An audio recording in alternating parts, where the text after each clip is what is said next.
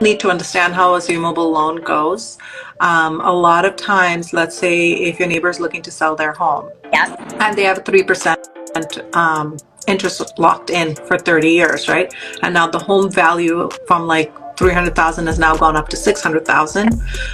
It doesn't mean you're getting the whole 600,000 at 3%. No, ma'am. You're just cash on hand. Correct. To make that seller happy with the cash they're given at closing, and you're taking over whatever loan amount they had. So let's say they bought the house for $300,000. They put 5% down on a conventional mortgage. They brought in $60K as a down payment. So their loan started at $240K. And so you've got a big gap, right, in all of that equity.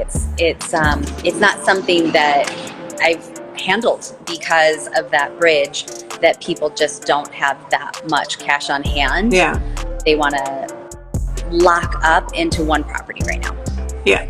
No, I agree. And it's a very, personally, I think it's high risk because they could technically, because they are still held to that standard of the first loan. You're just assuming their loan. They could default on the payments and stuff like that, and it could fall through.